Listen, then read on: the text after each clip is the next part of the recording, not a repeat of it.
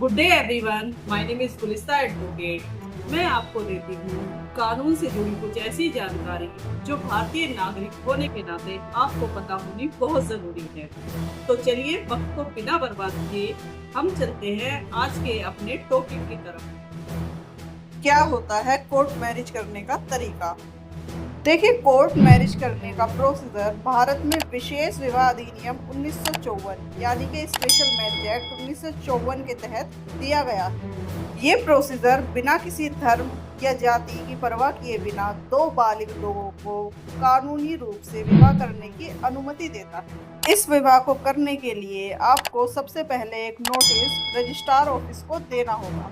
इस विवाह को करने के लिए इच्छुक पक्षों में से दोनों में से लड़का या लड़की किसी को भी नजदीकी जिला विवाह रजिस्ट्रार के कार्यालय में जाकर विवाह की सूचना देनी होती है। इसके लिए आपको एक निर्धारित फॉर्म भी भरकर देना होता है।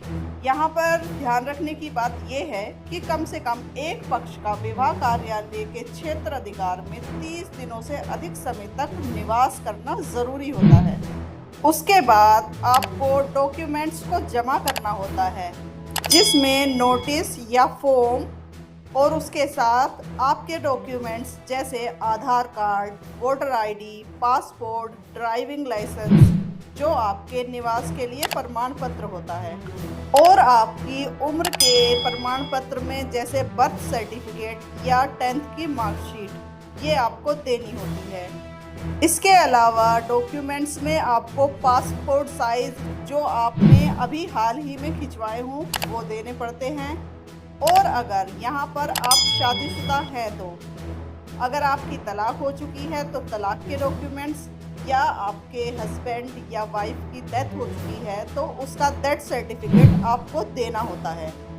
इस प्रक्रिया के हो जाने के बाद रजिस्ट्रार ऑफिस में एक नोटिस लगाया जाता है, ताकि अगर किसी व्यक्ति को इस विवाह से कोई आपत्ति हो तो वो आपत्ति कर सके। यह नोटिस 30 दिनों तक सार्वजनिक रूप से प्रदर्शित किया जाता है।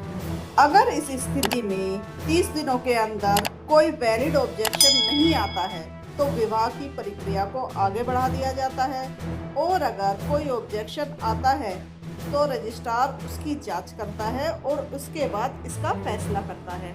ये सारी प्रक्रिया हो जाने के 30 दिनों के बाद दोनों पक्षों को 3 गवाहों के साथ उपस्थित होकर रजिस्ट्रार के सामने विवाह करना होता है। ये शादी रजिस्ट्रार ऑफिसर के सामने डिक्लेयर होती है, और डिक्लेरेशन के बाद मैरिज का रजिस्ट्रेशन कर दिया जाता है। दोनों पक्षों और गवाहों के साइन के बाद मैरिज सर्टिफिकेट जारी कर दिया जाता है। ये सर्टिफिकेट एक गवर्नमेंट डॉक्यूमेंट होता है जो हर जगह वैलिड होता है। इसके अलावा कुछ ऐसी ज़रूरी बातें जो आपको पता होनी चाहिए। इसमें सबसे पहले नंबर पर आता है उम्र की सीमा, यानी लड़के की उम्र कम से कम 21 वर्ष होनी चाहिए और उसी के साथ लड़की की उम्र कम से कम 18 वर्ष होनी ही चाहिए। इसके लिए आपको स्पेशल मैरिज एक्ट में अगर आप शादी कराना चाहते हैं तो कम से कम 3 गवाह होने चाहिए जिनके पास वैलिड डॉक्यूमेंट्स हों, ताकि आपको रजिस्ट्रेशन कराने में कोई दिक्कत ना हो। और इसमें सबसे ज़रूरी बात आपके लिए ये है कि इस विवाह को करने के लिए आपको किसी तरह के धर्म परिवर्तन की कोई ज़रूरत नहीं होती है। इसके बारे में अगर आपका कोई सवाल है तो आप हमें कमेंट सेक्शन में पूछ सकते हैं। बाकी आप जुड़े रहिए हमारे चैनल से for legal updates by Gulista advocates. Thanks for watching. Have a good day.